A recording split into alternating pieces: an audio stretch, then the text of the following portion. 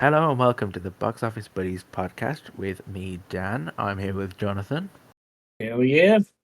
And for the first time, we've got Grug. Yeah, happy to be here. And we've got a great top 10 to talk about this weekend. So let's just jump right into it, as Philip DeFranco would say. Let's just jump right into it. Number 10, we have The Drama with $908,000 this week. It's down 65%.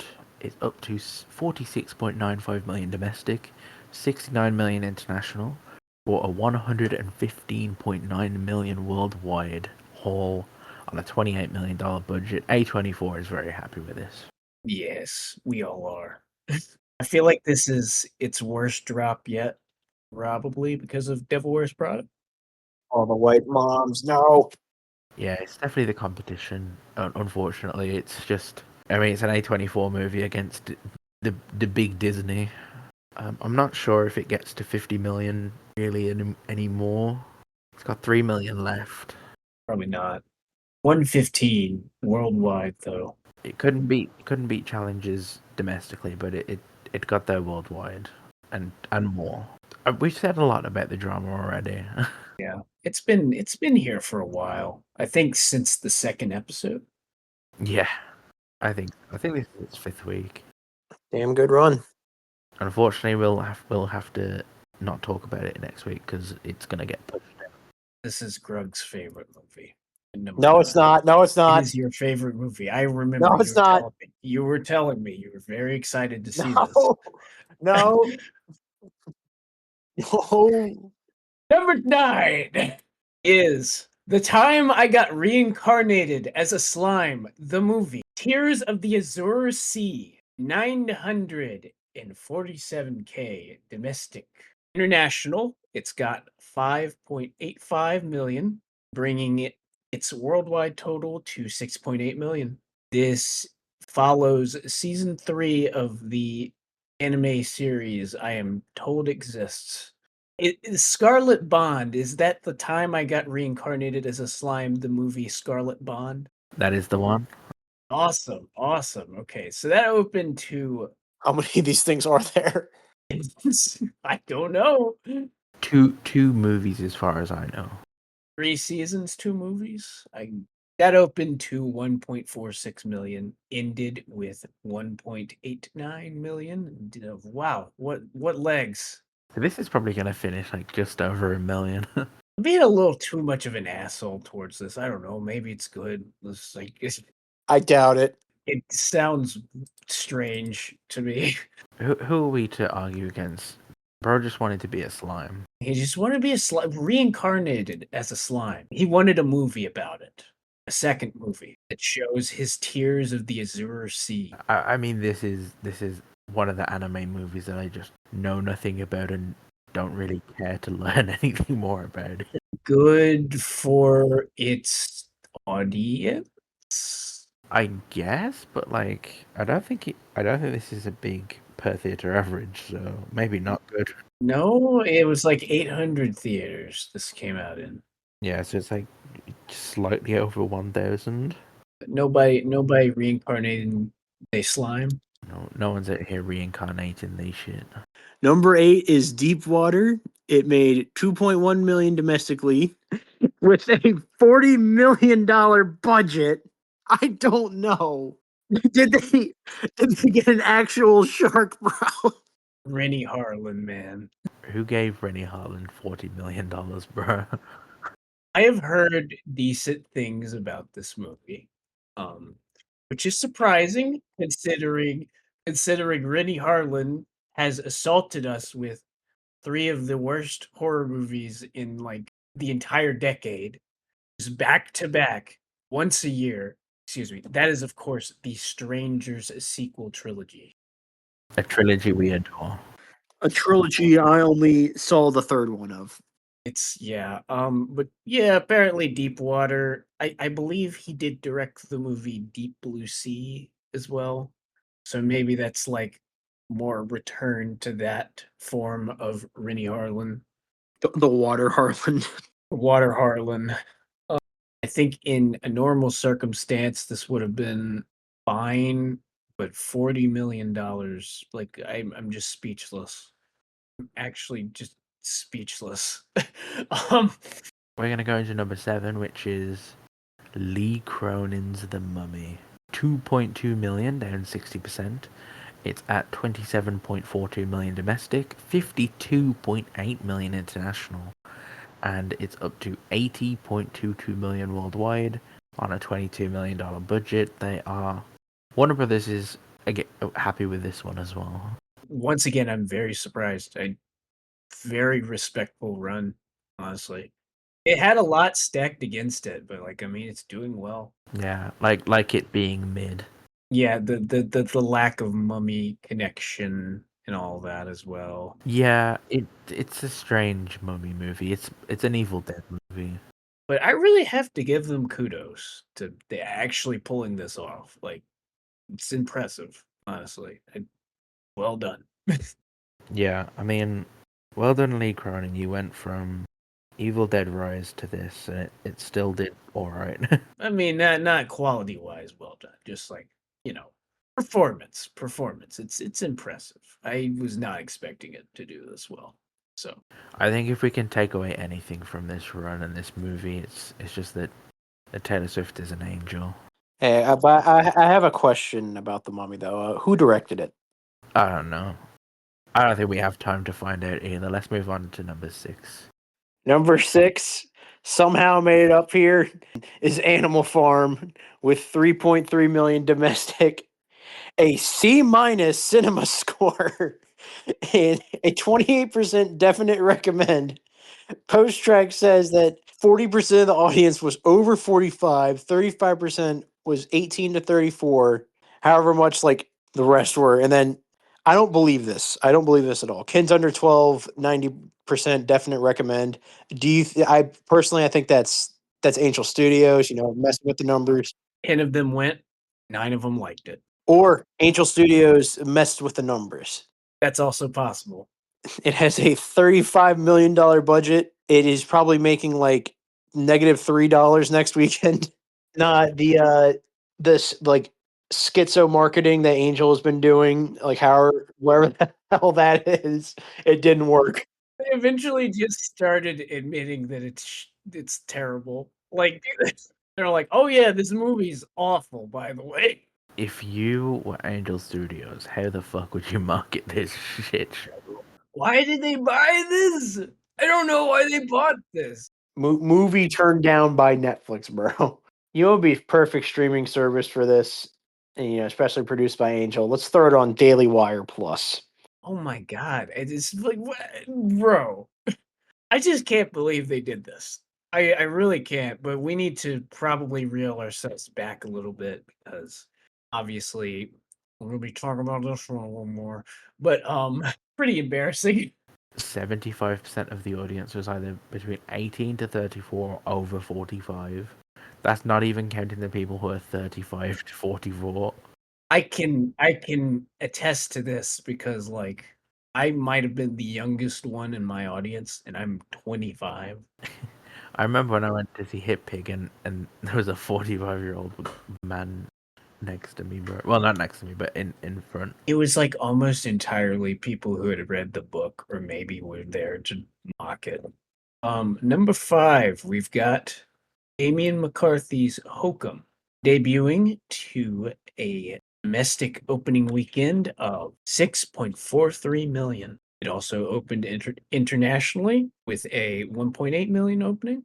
8.2 already worldwide on a $5 million budget. That is great. Oddity is the director's last film. Shudder, IFC and Shudder distributed that one. Okay, so domestically, it opened in 790 theaters. Oddity opened to 562,000. Eventually had a domestic total of 1.2 million, and worldwide it got about 1.8 million. So we are far and away past that. In its first weekend. This is good. I want this guy to get more work. I really like them. That was on a 750K budget, from what I can tell. Well, Yes, it was definitely much lower budget. This one has like Adam Scott, a little more production design to it. yeah, the set is really cool. The hotel set. I'm so happy. I like this movie deserves it. It's one of my favorites of the year. We reviewed it last week very, very positively. We did, yes. We both got to see it a little early. I imagine that played a role into a bigger debut than some people expected. Yeah, I think that was a good idea to do all those early screenings, honestly.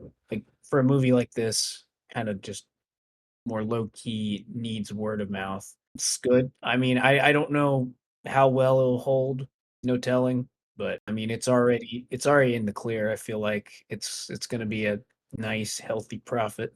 Yeah, it's got a good cinema score, so at least in that department, it could have good legs. Still no other horror movies until Obsession, I think. Yeah, they come pretty thick and fast after May 15th. There's a bunch after Obsession as of now. Next weekend, which is a good weekend for the box office. We hope. Nothing to compete against it. I mean, Okay, going into number 4, we have Project Hail Mary, which did 8.55 million this weekend, down 33%. Domestically, it's at 318.3 million. Internationally, 320.42 million. Worldwide, it is at 638.72 million. I forgot to write this down actually, but it's also past The Martian now, which is great. And it is very soon to pass China's Pegasus 3 to become the second biggest movie of 2026. And that movie made 649.9 million. So it's very close, and it's going to get there. It will probably be passed by two of the films that are in the top 2 spots very fast after that, but it probably has 1 week at number 2, I imagine. And even if it moves down from number 2, it's still an incredible haul. more than I could have ever imagined. We've talked about it every week. Yes, I mean it's doing great. All right, number 3, still here. Super Mario Galaxy movie, 12.1 million. That's a 41% drop, bringing its domestic total to 402.68 million. And international, a little further ahead, 494 million. Worldwide is $897.23 million. Now, at the same point, the original Mario film was at 1.16 billion. So a little bit of a drop off. I think it's still making $1 billion. I know it's like a question. I think it's still doing it. It's definitely just barely doing it. It's got Japan now, so that's gonna be adding to this total. I mean, the last one made what 200 million after this weekend. This one's obviously not gonna make that much more, but I could see it making 100 million more. I think it's going to chug along to another 100 million. So number 2 is of course Michael. It made 54.4 million this weekend. That's 44% down from last weekend. It has so far made 184.21 mil domestic, 246.09 mil international, and 430.29 mil worldwide. This makes it the number 2 music biopic of all time behind Bohemian Rhapsody, which had 911 million. And now it is over Elvis, which got 288.7 million, Straight Outta Compton, which had 201.6 million, and Rocket Man, which had 195.3 mil. And its budget is around 165 to 200 million. That is, I don't know. It's probably something to do with the reshoots, to be honest. it's also sad that this spot, the number 2 music biopic, or at least number 1, it doesn't belong to Better Man. Better Man should have made $3 billion. Mm-hmm. The monkey. I mean, he makes a cameo in Michael at least. That's right, he does. Oh yeah, I saw this. I saw this. It was all right. It's barely a movie. But the music's good. Next movie is going to be beyond a shit show.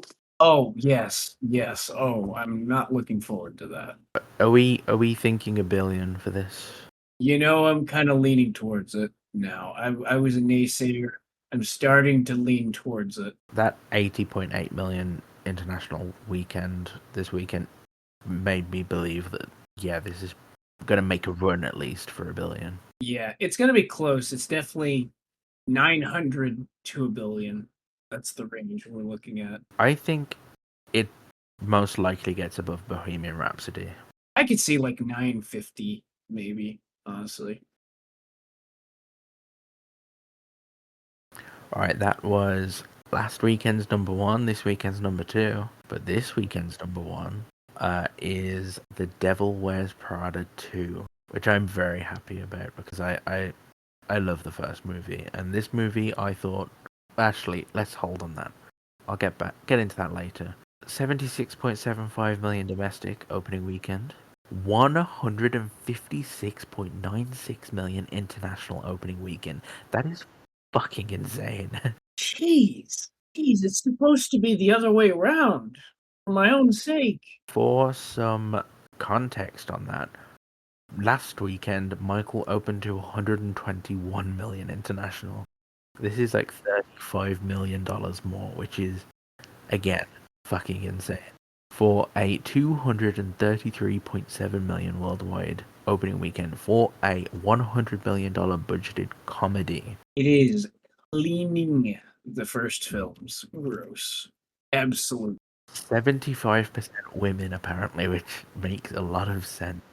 And 85% over 25, 36% over 45. So a lot of fans from the first movie coming in to see the second movie. I'm not surprised that it's like, because the first one, it was a hit when it came out, A little bit, yeah. I see what you're saying. Yeah. but it's also kind of like a cult classic as well. I think a little bit to a lesser extent because it was successful, but like a lot of people discovered it in the past 20 years, and it's a really good comfort movie. The first movie, even though it's like about the meanness of the fashion world. Like they literally call Anne Hathaway from 2006 fat. It's insane. It's something. um Domestically, next weekend it has Mother's Day. I think there's a few other countries that have Mother's Day in May. This is a perfect Mother's Day movie. I would say so. I didn't expect it to open worldwide more than Michael. Obviously, it doesn't have IMAX as well, so it's just going off other PLFs, which Dolby, etc. Well, it did have IMAX in China. It did a massive 550k in IMAX there. But Jonathan, you watched the first Devil Wears Prada recently. I just did literally yesterday as of recording this. Do you get the hype now? Yeah, sure. I'm not like, I'm not like this is one of the best movies of the 2000 or whatever, but it's very fun. I do look forward to seeing the sequel, maybe tonight as of recording this. I don't know. We're still deciding, but good movie. Talking about the Devil Wears Prada 2, though, that is my movie for review this week. I watched. I think I'm the only one here who watched The Devil Wears Prada 2. It is very much still a comfort movie for me. I love the world of Devil Wears Prada 2. It's really. I think a lot of movies like we've talked about before, Megan 2.0, try to be like. Imagine I'm doing like quotation marks here, cunty. It is 100% to just try and get the gay audience to like go and watch it, which like I don't 100% get that all the time. I think Megan 2.0 could have done fine without all the. I don't know. It's a very strange case. Devil Wears Prada 2 isn't trying to be cunty. It is cunty. And the returning cast is insanely like perfect as usual. They slip back into the role. Meryl Streep, Anne Hathaway, Stanley Tucci, Emily Blunt. There are some really fun additions as well to the cast. BJ Novak as like this tech guy. There, Kenneth Branagh as Meryl Streep's boyfriend in the movie. Weirdly, Caleb Heron, who's like a TikTok person, I thought he had a really good role in the movie. He's like one of the assistants to Miranda Priestley. And yeah, there's some really cool cameos in this movie as well. I'm not going to spoil too many of them. I will say Lady Gaga didn't just make songs for this movie. She's also in the movie a little bit. She performs one of her songs, Shape of Water, which I thought that song was really good. The music in the movie is incredible as well. It's mostly like really iconic pop songs, and that fits for this type of movie as well. But yeah, I think it gets surprisingly emotional with some of the scenes with Sammy Tucci near the end. I just love returning to this gay ass universe. I can say that because I am gay. Don't worry. Don't cancel me, please. I gave it 9 out of 10. I know I've been reviewing older films. I'm not one of those. I'm not one of those jerks who's like, they don't make any new films anymore. They're good. Not like that. Like, trust me. It's kind of fallen together where every film I've wanted to talk about was like a little older, but I'll probably start reviewing some more new stuff. But anyway, let's talk about 2008's Speed Racer. What to say about 2008's Speed Racer? Well, first of all, okay, so this is directed by the Wachowskis, Lily and Lana Wachowski. This was their big blank check movie after doing the Matrix trilogy for Warner Brothers, and it looks insane. This movie looks absolutely fucking insane, but I love it dearly. It is amazing. Speed Racer, not really familiar with the source material. It's based on a manga, which in turn, they made an anime. And yeah, this is just about a live action anime, pretty transparently, just straight up a live action anime. There are live action anime adaptations. This is a live action anime. All right, there's a difference. This movie is over the top, looks kind of garish. To the non-curious eye, it might even look a little bad. Honestly, it might look a little terrible. In my opinion, I think it looks amazing. Heavy use of green screen, which a lot of people usually critique. And I think when this movie came out, people definitely did critique that. However, it's kind of gotten a cult following over the years. People are warming up to it a lot more. Its eccentricities are more of a strength now than a detraction. Yeah, no, I'm looking at the critic consensus for Rotten Tomatoes. It says overloaded with headache-inducing special effects. Speed Racer finds the Wachowskis focused on visual thrills at the expense of a coherent storyline. Really agree with that. I mean, I think it has a pretty coherent story. I mean, essentially a more over the top, like, motorsport narrative. Like, gives you the same feeling by the end that, like, F1 or even like Ford v Ferrari, one of those movies would give you. The catch is that it looks absolutely insane. Um, it is the most one of the most overstimulating movies I've ever seen. Closest comparison, honestly, and this I think both of you have seen this movie. This is maybe the closest major blockbuster has ever gotten to feeling like the 1977 film House from Japan. I'm getting a little ahead of myself. So I saw this last week. They had a theatrical release. They originally put it out one night only on 420. Wonder why? Any guesses? Any guesses? They expanded it a bit anyways, so I was able to see it in glorious standard.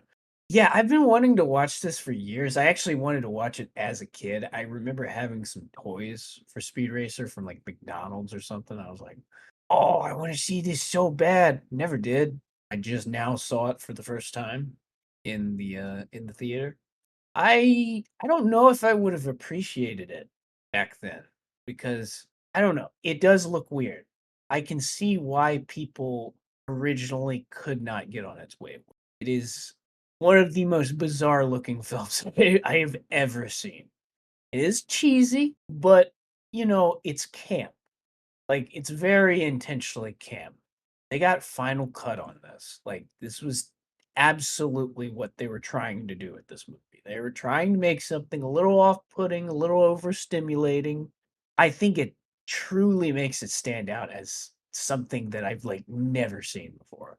Never seen a filmmaker use techniques like this in this way.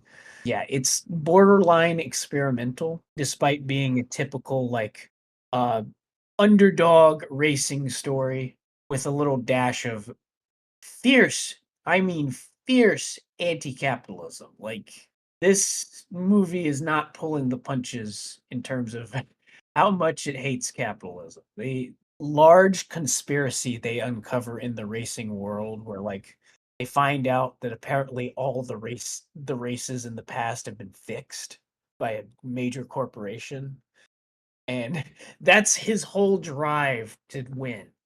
He wants to actually get a real victory and change racing. It's weirdly very inspiring, even though Speed, by the way, his name is Speed Racer. Like, that's his birth name. Like, his last name is Racer, his first name is Speed. I'm not joking. They have a flashback when he's in class and his teacher just literally calls him Speed Racer. But no, he's a member of the Racer family. No one else has a name that crazy. It's just him. He's Speed Racer. I'm sorry, my bad. I forgot that the mom's name is Mom Racer. The dad's name is Pops Racer, and his little brother is Spritle Racer. Oh yeah, they have a chimpanzee called Chim Chim also. I don't know why, but they do. They come across this guy played by Matthew Fox named Racer X. I dare you to try to predict who this character is going to be. Ooh, it's so surprising. And by surprising, I mean it's the most obvious fucking thing I've ever seen. But they really try to over-explain themselves with that and like actually try to do that as a plot twist. And that's like one of my few like nitpicks. It's like, okay, bro. Everybody knows who this character is. Like, it's so transparent. Come on. But no, he's cool though. I like Reeser X. Um yeah, it's like I said, this is one of the most garish looking films I've ever seen. But for some, that could be a bad thing. For me, it's an absolute positive. Like, I loved every second of this movie. It is I'm glad it has a cult following. I wish I watched it sooner. It's yeah, definite recommend, 9 out of 10. I give it. You know what? Before I start, I'd like to recommend a movie that's like similar in vein to this, but is the complete opposite in every way because it's better in every single way, and that is Fantastic Mr. Fox. Because it is a movie that changes a lot about the source material, and I'm going to be honest, it is 1,000 times better than the source material. Now, Animal Farm is 1,000 times worse than the source material. I don't even know like where to begin with this one. How about I just begin with like the absolute like dead like dread in my heart when I saw that like Angel Studios acquired it, and of course like what we talked about earlier with like the absolutely terrible marketing. That first trailer, I will never forget when that dropped. When I heard fucking and I know very now and I feel it still and just like oh my god. So we had been talking about this for months because both of us have read the book. I read it pretty recently. I think you read it in high school, right? I read like a couple years ago, like 2024. Yeah, we both really like this book. I mean, it's a classic for a reason. And I remember just hearing that this film was coming out. I've always had very mixed feelings. Those feelings would eventually not become mixed. There is like two types of scenes. One is just something completely new that's not in the book, and I don't think there's a single like new scene that's like good. There's not a single one. And then the second type of scene is it's from the book, but it's done so fucking terribly that like, well, it's like, why did you even adapt this? I'd like to lead with an example of that second one. The scene where Pig's face is changed from like human to pig and like back and forth. Now, in a vacuum, animation wise, that scene is actually done great. Like I like the way it like transforms. That's like one of the few things I can give the movie. But everything else surrounding it is terrible. The fact that like you get the boxer narrating over it, he's like, he's he looked from man to pig and pig to man, and he couldn't tell the difference. You Boxer in this movie thinks the audience is fucking stupid. He says literally every theme out loud. How about the fact that in the book it's supposed to be all the animals looking back and forth and seeing this, but in the movie it's only one character, the fucking OC pig. That's right, everyone. The main character of the movie is an OC, not in the book at all. Yes, pizza movie pig. An example of a type of like first scene that I mentioned, where it's just something new. How about the mall shopping scene with the pigs?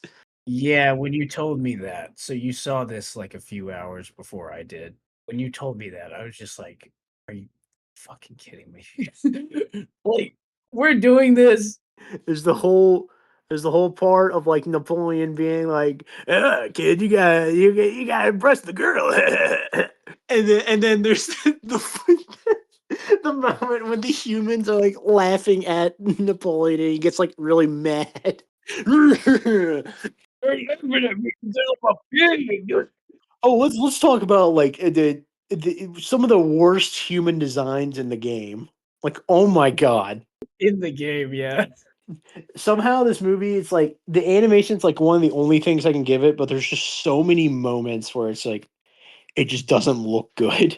The pigs and like all the animals look pretty good. It's the humans. It is absolutely the humans. Okay, I'll also give this movie this. From the trailers, it looked like Napoleon was going to be just a bad guy through like the evil tech CEO villain. He is mostly evil of his own volition. The problem is they fuck him up in every single other way imaginable. Seth Rogen, like what is there to say? You got like An important reminder here. Napoleon, this character in the book, is supposed to be an allegory for Joseph Stalin. We casted Seth Rogen as Joseph Stalin. Seth Rogen can be good at voice acting. Like in Invincible, he is fucking great in Invincible. It's like clear because I've realized something. It's when he's passionate about something that he's good. For every Invincible, for every Alan the Alien, the for every one of those, there's a Donkey Kong, and of course there's a Napoleon. I think one of the scenes that absolutely broke me was like the part when it's supposed to be like he does the wheeze to like summon the dogs to chase Snowball off, and he does the wheeze, but it transitions into the Seth Rogen laugh. He's like, I don't know why I did that. I gotta say, the line, the infamous line from this movie at this point is maybe one of the funniest things, unintentionally one of the funniest things I've ever heard, which is of course laughter house. I love to laugh. It's a slaughterhouse. There is some comically terrible dialogue in this. It like that's one of my favorite things about it because of course there's like they're talking about how they're going on vacation and we've been cracking on this one. Woody Harrelson's boxer says, "Oh, I do hope it's somewhere good." There's that random fuck ass human at the farmer's market who says like, "Animals running a farm? Had to see for myself." One of my personal favorites, of course, it's when Napoleon shows up in the clothes in the car, and he's like, and then the OC asks him, You're wearing, or says like, he says like, you're wearing clothes. And Napoleon responds, would you look at that? I am. And there's the line they ripped from the book, which is done so terribly. I cannot describe how horrible it's done because I know we're kind of getting into spoilers. Who gives a shit? It's Animal Farm 2026. None of you saw it. We just went through the top 10 here. None of you saw it. Okay? Like, nobody cares. Okay. So the big reveal, one of the big reveals in the book is that one of the original rules they had was all animals are equal. That's it. All animals are equal. What happens is at the end of the book, well, they change, there's a bunch of rules. They change them throughout the book. And that's like the last big one they change because it's all animals are equal, but some are more equal than others. And it's like, it's such a great line, like to put like just near the end of the book. And but the biggest thing is that it's no character who really says it. It's just a message that's like read in the book. In the movie, it is Napoleon belling it out in front of a crowd of humans, not animals, humans, saying all animals are equal, but some are more equal than others. The impact is completely lost when the animals are not taking this in. Like, oh, why the fuck do these humans care? Like, I mean, they see themselves as like above animals to begin with. Like, I mean, at least like 40 to 50% of this movie is just made up. there's of course they set up with OC Pig and OC Pig but girl. And then, oh, let's not forget OC Pig but girl twin. In love with Groomer Napoleon, With Napoleon, who's like implied to be like older. which made me very, very uncomfortable. Like, why did they do that? By the way, Animal Farm, the book, is not made for children. Is unquestionably not. It is a complete allegory for like the Russian Revolution and Stalin taking over. But these chuckleheads decided, let's try to retool this as a kids' movie. And it's just so inherently depressing. It is way too depressing for kids. And then you get your classic Animal Farm happy ending. Yay! And it's insane happy ending because it has like an ending message of, well, if you want to be happy, you just gotta work harder. Like, oh yeah, so slave yourself away. Yeah, things will get better. What an ending! Thank you, Andy. I don't think a single one of the, one of the other like Animal Farm adaptations has done the book's ending. No, because they're too scared. Well, the 1950s one was funded by the CIA, so that was probably why they didn't do it. Thank you, CIA. Very cool. And I would not be surprised the CIA had a hand in this one. Either CIA or like Andy Serkis is just shouldn't do book adaptations because he doesn't understand anything. So, guys, what would you give Animal Farm? 2 out of 10. That's bordering on a 1. Same. With a heart though. Without a heart. I live for these shitty animated movies. I live for these things, even though most of them are not fun to watch. I would recommend watching it. It's so baffling in every facet. Let's move on to our predictions. I will start with my predictions for this upcoming weekend. I've got a number 1, The Devil Wears Prada 2, at 47.59 million. Michael at 36.45 million. New entry Mortal Kombat at 35 million. The Sheep Detectives at 16.25 million. And Billie Eilish's Hit Me Hard and Soft, the tour live in 3D, at 9 million. Jonathan, what do you have? All right. Listen, I have the foresight here. All right. Last week we had our special of the summer predictions. I gave out the ballsy prediction that The Devil Wears Prada 2 is going to make 480 domestic. Right? We're making it happen. Mother's Day weekend. 430% increase. 403 million second weekend. It's happening. Trust. I believe it. I believe it. Okay. The 46.12 million. Is my actual guess. No, his actual guess is the 400. No. This movie's gonna haunt me all fucking summer. But Yes. And how close to 480 will it be next weekend? next weekend, for we'll get there. We'll get there. Trust. Okay, Michael, 36 million. I think that's a reasonable guess for that.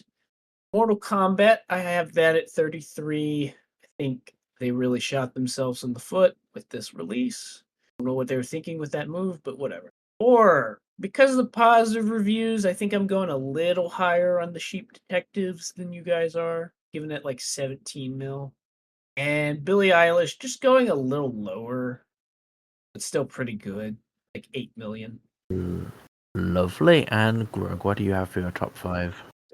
All right. For number 1, I have the Devil Wears Prada 2, 46.6. Number 2, I have Michael. Where it has I say it gets 35.67 mil. Oh, this guy. number 3 is Mortal Kombat 2. I think it will get. I think I went lower than y'all, and I think actually no, I didn't go much lower than Jonathan, but I think it'll get 32.67 mil. Number 4, The Sheep Detectives, which will get 15.67 mil. It will get it. This ain't a prediction. I'm saying it will get it. I, I can see the future. Number 5, the Billie Eilish thing. I don't feel like you know. I'll say the full title. Billie Eilish hit me hard and soft. The tour live in 3D. I was about to say, my ass was saying the time I got reincarnated as a slime, the movie Tears of the Azure Sea. So, like, you could say this. Directed by James Cameron. 8.67 mil. I have one last prediction. I believe that Animal Farm will make negative $3.67. Not million. Dollar. Just this negative $3 that they owe So someone they money. pay us. They Yes, pay they us. pay all of us. We each get like a dollar. A dollar and a couple cents. Or a dollar assumes that like 3 of us saw it, which is, I mean, that's not far off. But No, what it means is they give just us 3 $1 each. Actually, Angel Studios, you owe me 15,000. I know you stole that 15,000 from my wallet for your 1,000 tickets. How else did you get the fucking 3.3 million to happen? How? Oh my god. Well, those are our predictions for next week. I've been Dan. I've been joined by Jonathan. yellow. And I'm also here. Ish and Grug. Ish. Thank you for listening and goodbye. Goodbye. Do not see Animal Farm.